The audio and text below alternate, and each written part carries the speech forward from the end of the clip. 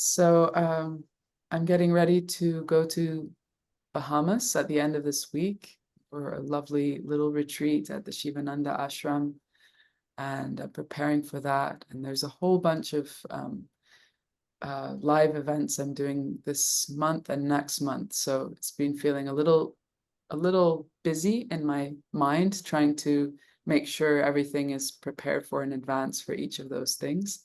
I know most of you are not local to the Bay Area, but that's where a lot of these things are happening. So Dee, you have Tuesday opportunities, and on May 18th, I'm going to do a kirtan on on campus at Stanford University, which is open to everybody.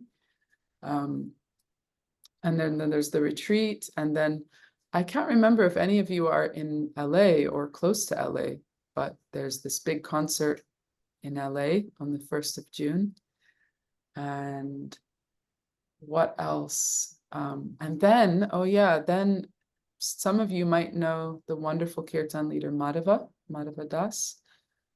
We are going to do a big event together at Grace Cathedral in San Francisco on the 22nd of June. So we're going to share that together.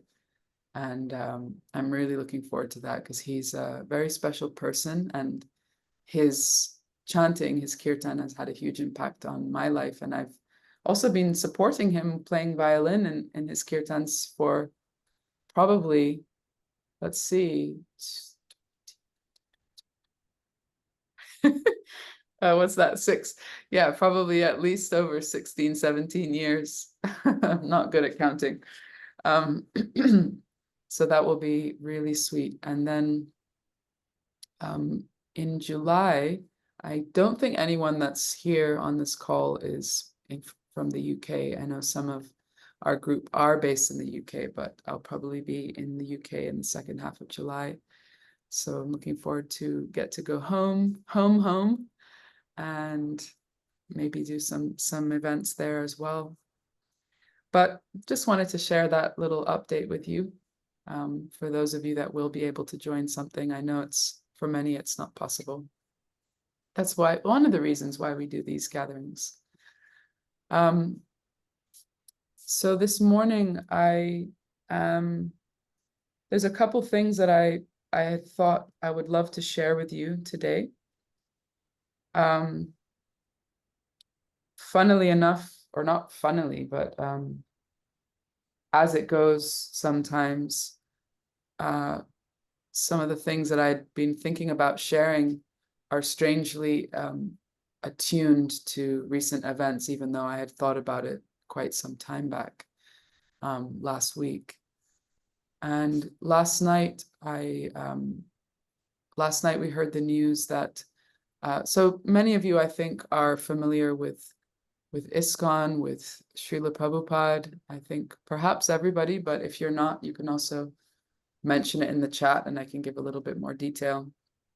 But last night, or rather this morning in India, 5th of May, one of Prabhupada's very, very close disciples, students, His Holiness Gopal Krishna Swami, he passed away. He left his body, and it was it was news around the world of Vaishnavas, of Krishna Bhaktas, because he's been kind of a pillar of service, of seva for decades now. And Edward, actually, I think he used to have a lot of responsibilities in Canada, specifically, well, probably all over Canada, but I know in BC he used to also spend a lot of time and was very involved with the temple. But over many years, I think he's been quite concentrated in India. So many in the West wouldn't have had an opportunity to meet him or interact with him. But when I heard that news, and I didn't have a personal relationship with him, but when I heard the news, I was thinking about a few things. I was thinking about family, the experience of family, or the reality of family, of those with whom we share this connection of a spiritual path, whether our beliefs, our practices, our convictions, and how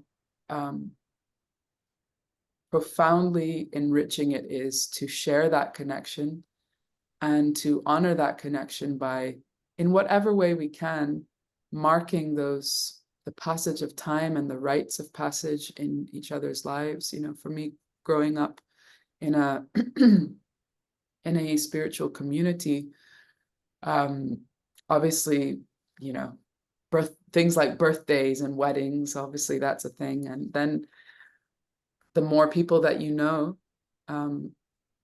I was going to say unfortunately, but it's not really unfortunately, because it's just a fact of life that the more funerals and moments of sickness will also be a part of community life. And some of you have been connected with Bhakti through Wisdom of the Sages, and so that's like a virtual family, right? It's an online network of like-minded souls, and sometimes when they do retreats, people get a chance to actually meet each other in person. Like I'm thinking of when I was at the Govardhan Eco Village earlier this year, and I saw Narayani there, and I know Greg is a regular listener, Chapu also. I feel like I'm like a satellite of Wisdom of the Sages because I admire so much what they're doing, but we only have our meetings twice a month, so we're not on that level. But yeah, to mark these rites of passage,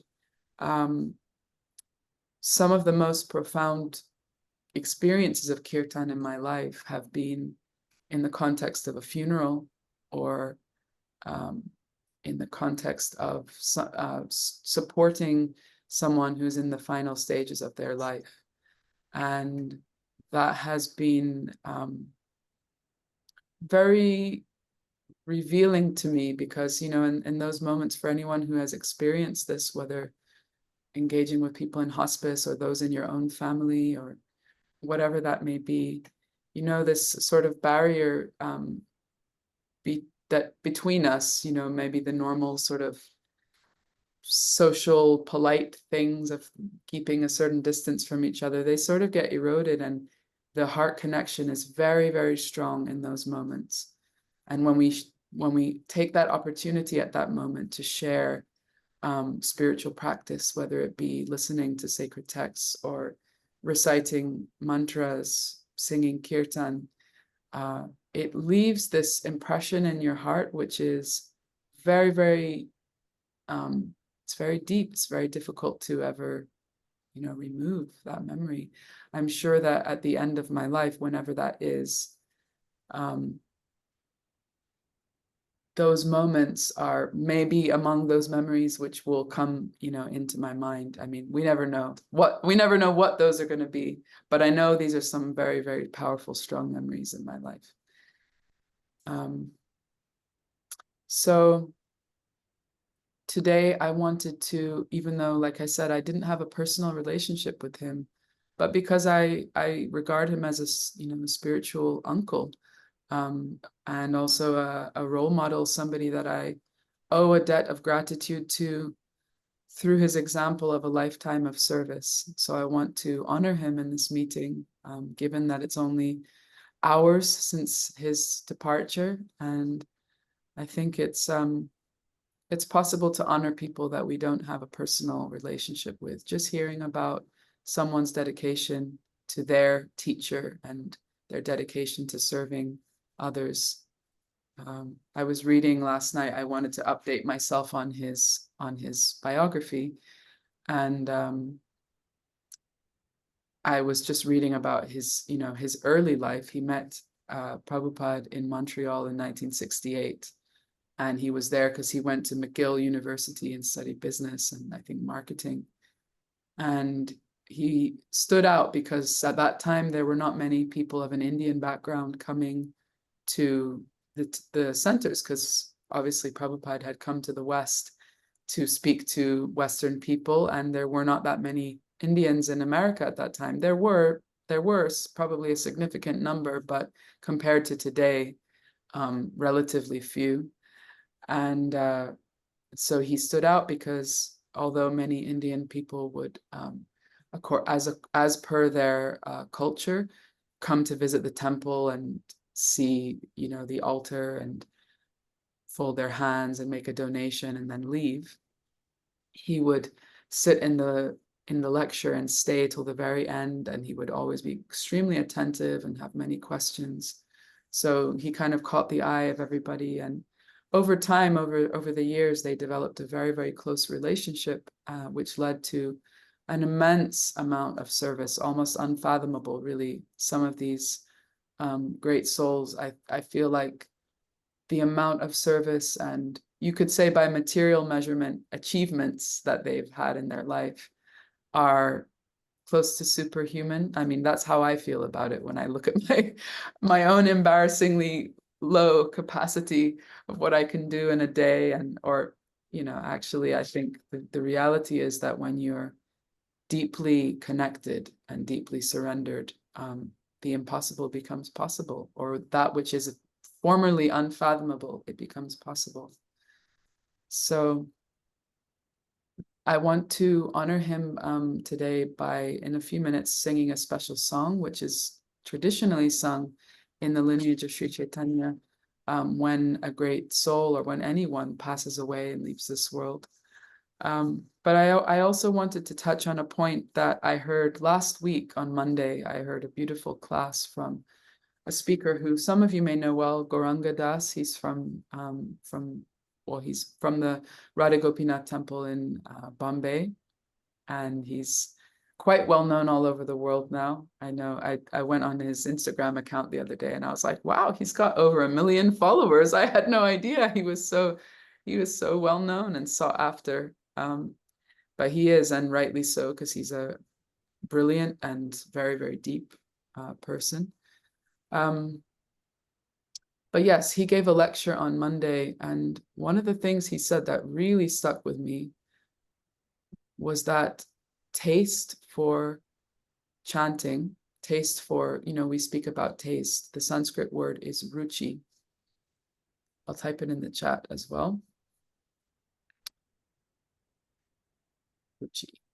My autocorrect wants to call it yuchi. Ruchi, taste for chanting. So that means, or we say namaruchi, taste for chanting the holy name. When people say that they want taste, we're really saying we want to have appetite. We want to want something, If medicine could always taste good, it would be easy to take it, right? Because we would want to have the taste of that. If all medicine tasted like chocolate ice cream or whatever is your favorite dessert, I mean, you might get sick of it after a while.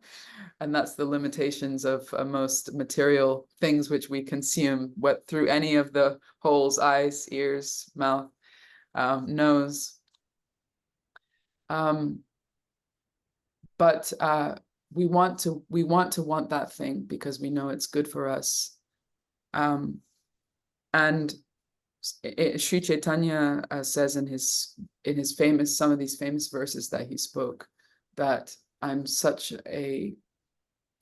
unfortunate because even though I know that these names are invested with all of your potency and all of your grace, your mercy, I'm so unfortunate that I don't have any taste. I don't have any desire to chant those names. Give me a little wave if you can relate to that in any way. Those of you that have your cameras on. Yeah, chafu. I fully relate to it. I was chanting this morning, and this morning I woke up with like a increased resolve. I think because of actually his passing, really, I heard this beautiful analogy. Actually, it's a poem by Maya Angelou, and maybe somebody can Google it and put the link in the chat. But it's called "When a Great Tree Falls," and it's about when a great person leaves this world, and the impact of that, what impact that has. So this morning, I think, thinking about this personality, I woke up and I thought, I really have to chant. I want to be authentic. I want to focus in here. And I think, I had a little success for a few minutes maybe. But of course, my mind was wandering to so many other things. And then I was thinking, why don't I have this taste? So what Goranga said on, thank you, Chapu, when great trees fall. Yeah, maybe we could read it together before the end of this session. It'd be really sweet. What Goranga said on Monday was that when acharyas or great teachers speak of taste with chanting, what they actually mean by taste is our willingness to transform, to let go of who I think I am, who I think I should be, what I think my life should be, what my plan for my life is, and open myself up to divine grace, divine plan, an elevated, updated understanding of what my identity is, as an eternal soul, as a servant, the identity of a servant. How willing am I to transform, to change? And that really struck me and he said, it's not that our goal with chanting is just to be in some sort of yogic trance that brings a state of bliss, because many paths of meditation may sort of speak about this as something worthy of attainment, that we come into a state of bliss, ananda, or those highest states of samadhi or nirvana, or the sort of end goal that many different paths of meditation speak about. But the path of bhakti is meditation in the bhakti context, and that counts for meditation with music, kirtan. It is so much about the heart transforming and really identifying as a servant. And this word servant, it doesn't have great connotations in the modern world that we live in. We all want to be like, I was talking to my husband the other day about the idea of girl boss. I was like, I'm just not that girl boss kind of. And he was like, well, is that really relevant anymore? Like, I think we're realizing that to be the boss, to be in charge, to be, like crushing it with everything, like people burn out, because actually the healing or the wholesome mentality, I mean, I'm speaking also from my limited experience, and there may be other perspectives on it on a material plane, but a very healing, powerful, wholesome mentality is to identify oneself as a servant, and always be looking for, how can I serve? And I could do so much better at that, and I'm sharing it because I'm, like I don't know if it was last time that we were speaking about this, about the Christian writer that said, alas, I don't really understand the true meaning of any of the words that I'm speaking, but I'm hoping that if I speak them enough times, I'll truly take them to heart and learn them myself. So to be a servant is a great thing. And when you see the life of somebody who has taste for chanting, meaning they have allowed themselves to be transformed, to open up the possibility of their life being a beautiful symphony of service, it only feels fitting to, really fold our hands and pay our respect and try to contemplate what is the meaning of that for ourselves, for our own life. At least that's what I'm thinking about. So let's do an invocation, and the song I wanted to sing with you, I'm going to pull it up. Thank you, Chapu, for sharing that. What could be blocking its power within my heart? Yeah.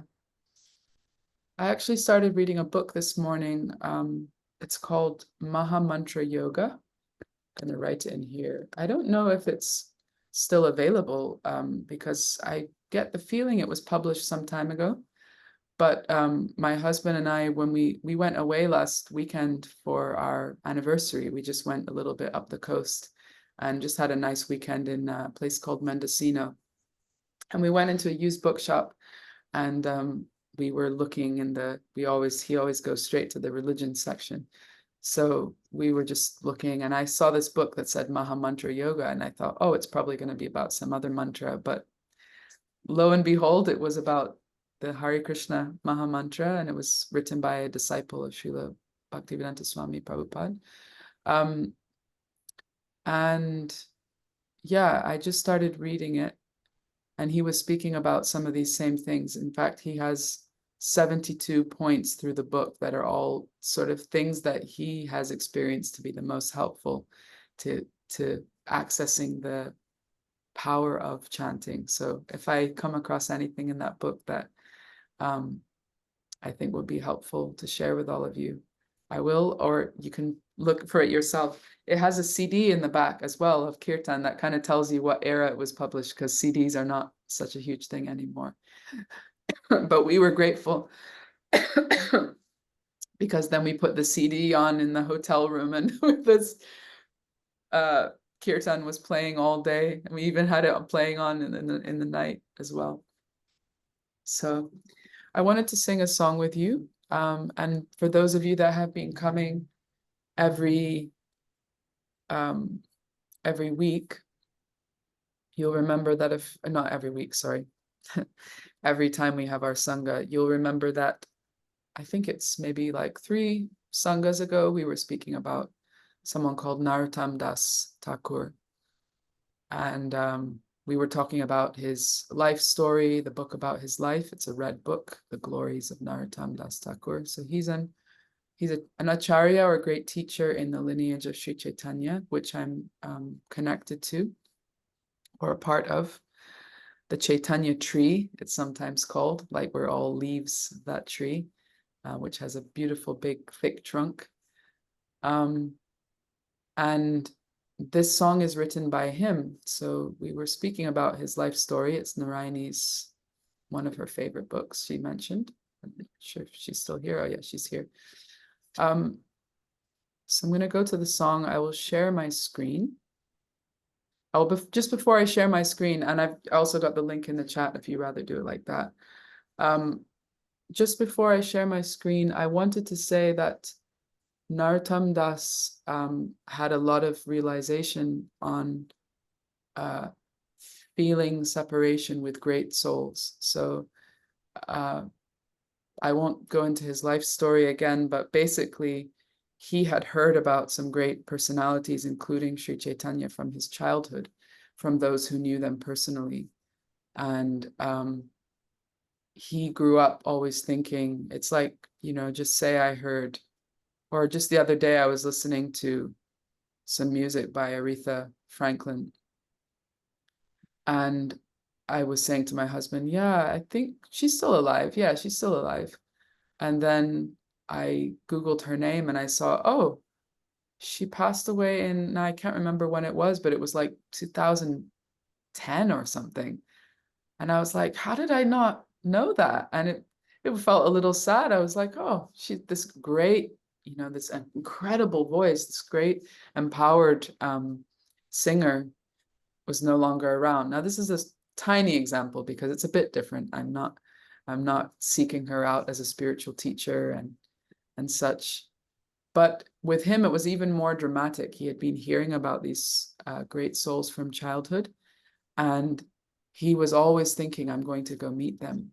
And he took this, I think, 2 or 3 month journey on foot through dangerous jungles, through villages. And he was also being pursued by his family, who were running after him, trying to bring him back to the palace where he was a prince.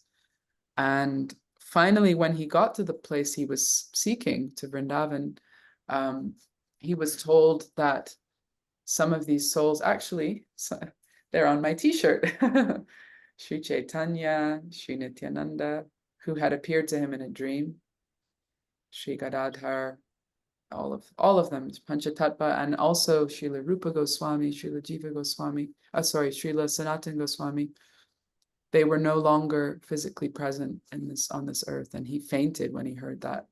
Because can you imagine, you're building up to that since your youth, and you, for that whole time, you believe that the only thing separating you from meeting is time and physical location.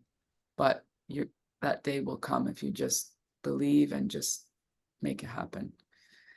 So this song is a lament. There's a lot of lamenting sort of songs in a lamentation sort of tone in bhakti. I think that's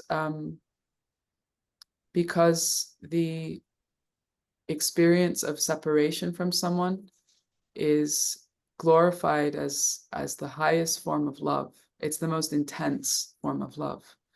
When you're with somebody, you can experience an intense affection and love. But when you're separated from them, especially for a long time or forever, if you feel you'll never again see this person in their physical form, like a parent or a close friend, that love intensifies. It almost becomes distilled and so pure and so pointed, in a beautiful way. So there's a lot of songs like that, lamentation, but they're very, very sweet and filled with love.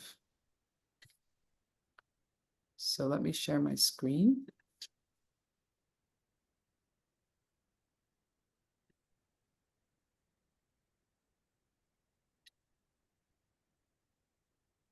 Oh, sorry. Wait. I did that in the wrong way.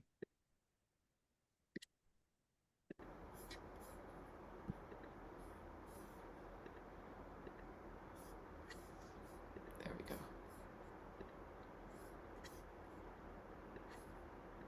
Okay, sorry. I don't know why it's doing that. Oh. Sorry. Obviously technically challenged today. Oh man. Is that filling your screen? Oh my gosh. Sorry about this. What on earth is going on?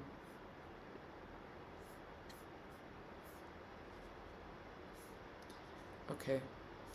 So let's just look at the translation.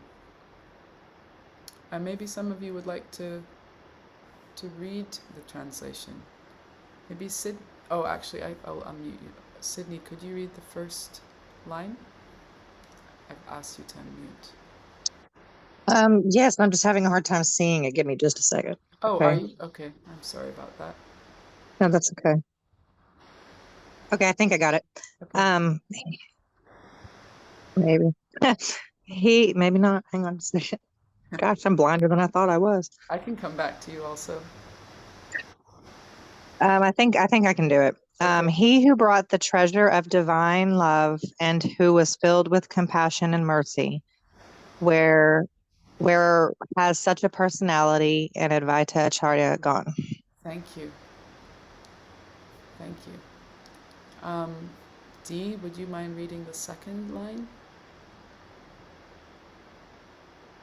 Oh, sorry, I have to ask you to unmute. I'm going to have a bit of trouble with pronunciations. I'll help you on the names. I'm going to have a hard time because there's so Okay. much there. Maybe I Okay, could there read is. another Okay, line. I'll read that line. Where are my Swarup Damodar and Rupa Goswami? Where is Sanatan? Where is Raghunath Das, the savior of the fallen? Where are my Raghunath Bhatta and Gopal Bhatta? And where is Krishnadas Kaviraj? Where did Lord Gauranga, the great dancer, suddenly go? Edward, would you mind reading the fourth line?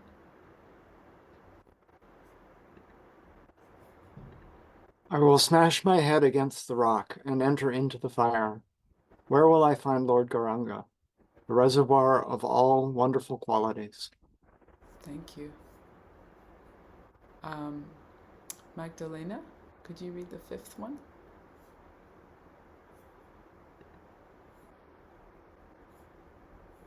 Being unable to obtain the association of Lord Gauranga, accompanied by all these devotees in whose association he performed his pastimes, Pastimes, yeah. Narottama Dasa simply weeps. Thank you. So he's naming all these different people, these different divine personalities who were great teachers and sadhus who were present at the time, but for most of them he never got an opportunity to meet them personally.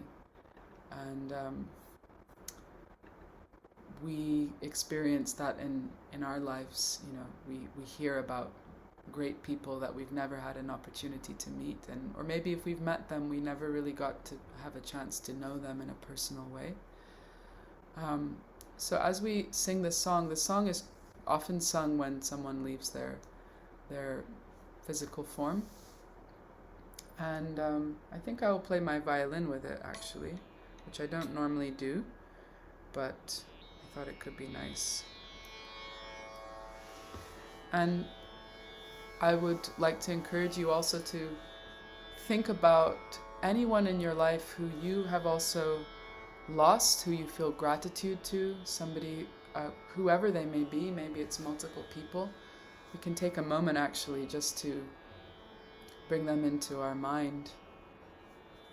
People who have had an impact on our life, a profound impact on our life. And without whose presence or teachings or influence our life would look very different.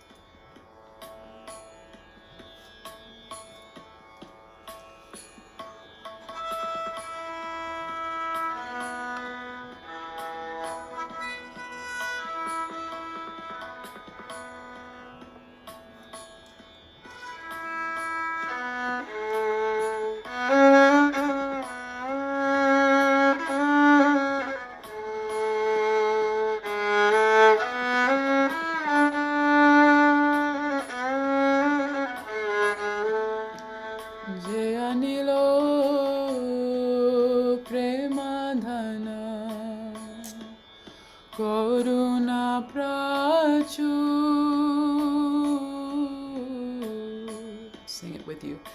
Je anilo premadhana Koruna prachu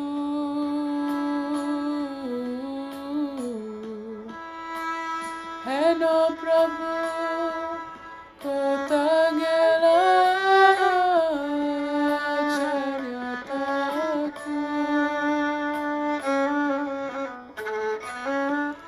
Heno Prabhu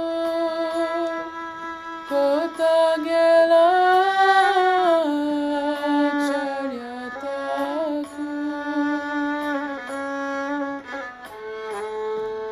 Kahamora Swarup Rupa Kaha Sanatan Kahamora Swarup Rupa Kaha Sanatan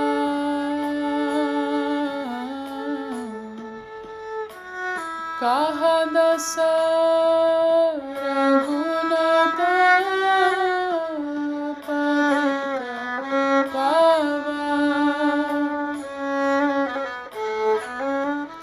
Kaha Dasa Raghunata Patita Pava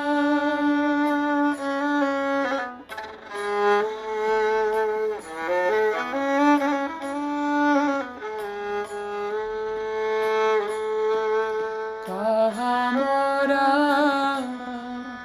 Bata Juga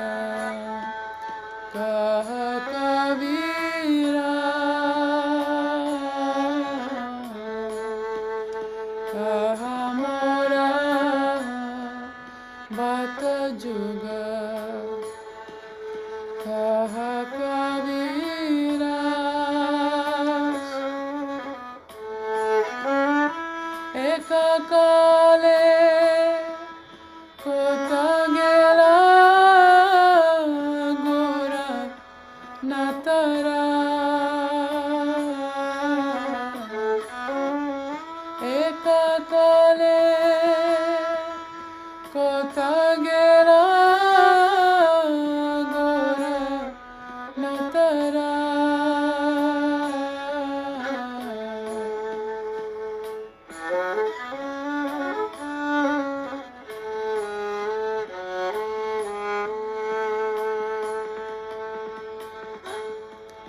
Pashane kutibo mata anale pashibo Pashane kutibo mata anale pashibo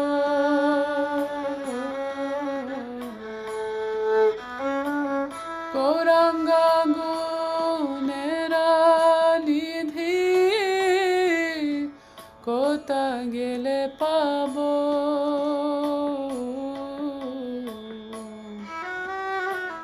Goranga gunera nidhi kota gele pabo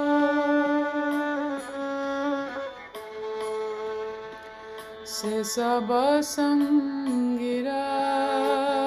sange je kolo bila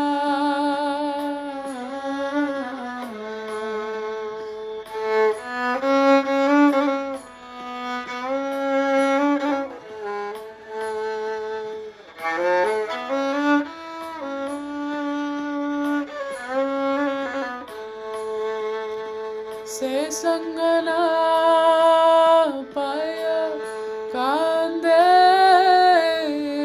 naro tamadas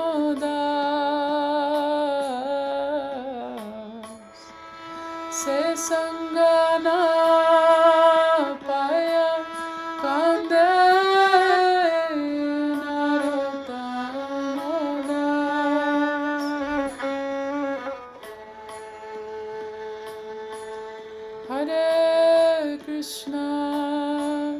Hare Krishna, Krishna Krishna, Hare Hare, Hare Rama, Hare Rama, Rama Rama, Hare Hare. Hare Krishna, together. Hare Krishna, Krishna Krishna, Hare Hare, Hare Rama, Hare Rama, Rama Rama, Hare Hare. Your turn. Hare Krishna.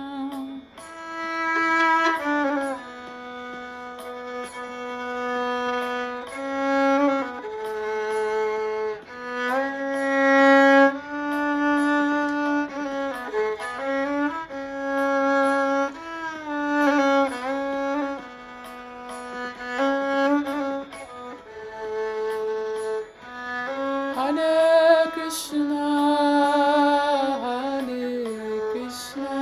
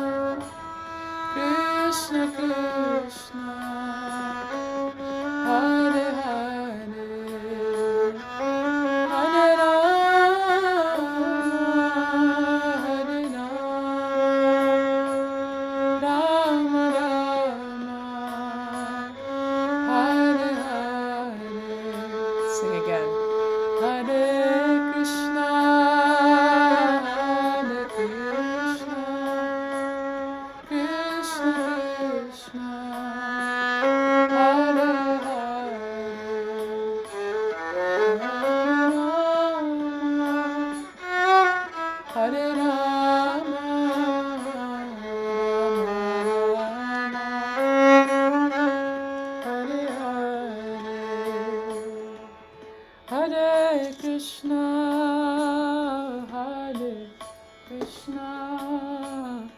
Krishna Krishna, Hare Hare, Hare Rama, Hare Rama, Rama Rama, Hare Hare, Hare Krishna,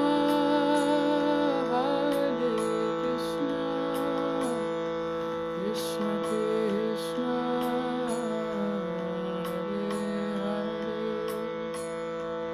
Hare Hare, Hare Rama,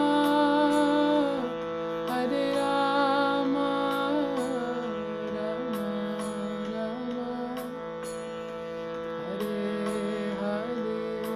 Last time. Hare Krishna,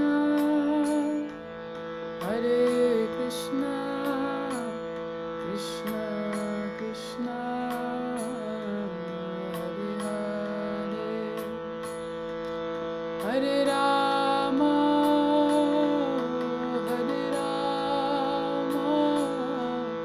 Rama Rama, Hare Hare.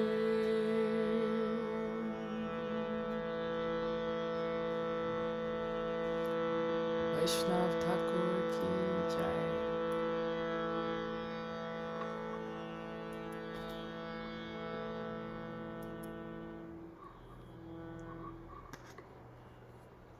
Thank you for joining me and singing that beautiful song. I know I threw you in the deep end because it's a lot of words and I didn't really give any instruction or any introduction, but I hope you tried at least a few of the words or you felt the resonance of those words. This song is written in the Bengali language and it's in a lot of these older songs from the 15th, 16th century. The language is, you could say, archaic, or it's old. It's older now. It's not like the modern day contemporary spoken Bengali, but it's quite simple language. So it actually does bear a lot of still connective words to someone who speaks it in the modern day. And you find that if you sing these songs a lot, and if you look at the word for word, you learn some of the word for word meanings. You start picking up words because they're repeated all the time. And it helps to make a connection also with those words. So, for example, he says, I forgot the words of the song. Se Sanga na paya kande narotamodas. So kande, or kandia or kande, or sometimes I think it's pronounced actually a bit closer to kadia. It's like a little bit of a nasal N, but this means weeping, crying. So you'll often hear this, especially towards the end of a song, because the author wants to express their heartfelt emotion and sort of bring you into this mood. So thank you, and we offer a prayer for Sydney's father as well. That was amazing. That amazing resonance. Sydney's father passed away on this day in, you said 2009, right? So prayer for your father, because at least from the bhakti perspective, the soul is still here. He's in another form somewhere, but you still have a very real and true connection with him, of course, not only on an emotional, physical level, but spiritually. So thank you. I just realized we're running out of time, but we have a few minutes left. I want to leave some minutes. We have 5 minutes here. If anybody has any questions, any comments they want to make, you could put it in the chat, or I'm going to go to the gallery view, and if you raise your hand, or I can unmute you. And yeah, I'm just going to wait and see if you do. And if you don't, we can also sing for a few more minutes or whatever.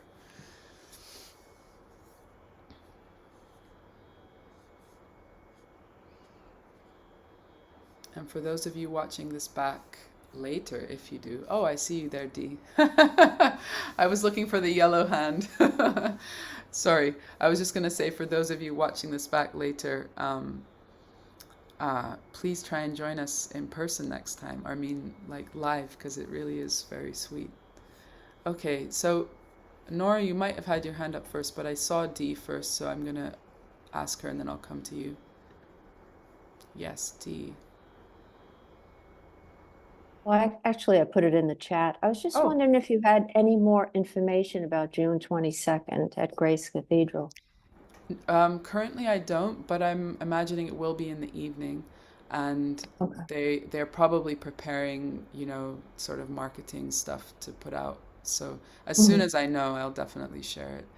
Yeah, for that and for Stanford, I don't have like a link or anything I can share yet, but they're definitely happening. Well, I'll be there on the 18th. Oh, amazing. Yeah. Yay. Thank you. Thank you so much. Okay, Nora. And see you on Tuesday, maybe, Dee. Yes, Nora. I was just wondering if we could read the poem before we Oh, go. yeah. Imagine Angeli. Thank you for reminding me. Sure. Yes. What a perfect ending, actually. Okay. I think it would be nice I think I'll share my screen again. And my friend Rukmini, some of you know her. She's a wonderful artist, illustrator. In 2020, when another great Vaishnava passed away, His Holiness Bhakti Charu Maharaj, she did an animated version, kind of illustrated animated version of this poem, and I did a voiceover to narrate. So I'll try and find that and send it to all of you, because it was really beautiful what she created. Okay, When Great Trees Fall by Maya Angelou. When great trees fall, rocks on distant hills shudder. Lions hunker down in tall grasses, and even elephants lumber after safety. When great trees fall in forests, small things recoil into silence, their senses eroded by beyond fear. When great souls die, the air around us becomes light, rare, sterile. We breathe briefly. Our eyes briefly see with a hurtful clarity. Our memory suddenly sharpened, examines, gnaws on kind words unsaid, promised walks never taken. Great souls die, and our reality, bound to them, takes leave of us. Our souls, dependent on their nurture, now shrink, wizened. Our minds, formed and informed by their radiance, fall away. We are not so much maddened as reduced to the unutterable ignorance of dark, cold caves. And when great souls die, after a period, peace blooms slowly and always irregularly. Spaces fill with a kind of soothing electric vibration. Our senses restored, never to be the same, whisper to us, they existed, we can be and be better, for they existed.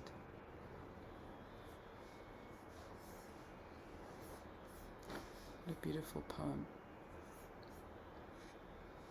Thank you for reminding us of that. And I will try and share that animation with you. Oh, Chapu, you're so fast with everything. Super. Pharmacist skills and bhakti extraordinaire. So, as always, feel free to send me a direct message. I know it sometimes take a while to reply. There's so many channels of communication these days that I do struggle sometimes to be timely. But feel free to send me a direct message through the Patreon platform or comment when I share a post. It's really wonderful to have the connection with you because increasingly, and I know I've said this so many times, but it's so different than social media because social media is just so chaotic and loud at times, and in these spaces it just feels a bit more personal. And yeah, if you ever feel like, I'm not sure if on Patreon, actually no, there isn't a function where you can where members of the group can post straight to the page.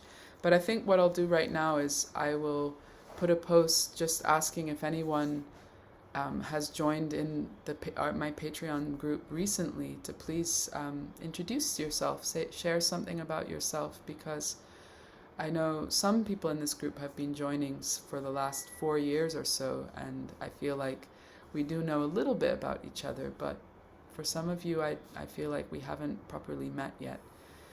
So I won't take more of your time now, but maybe you could share a little bit in writing, and then next time we meet, we could take some moments for, sharing a little bit more personally in voice and face as well.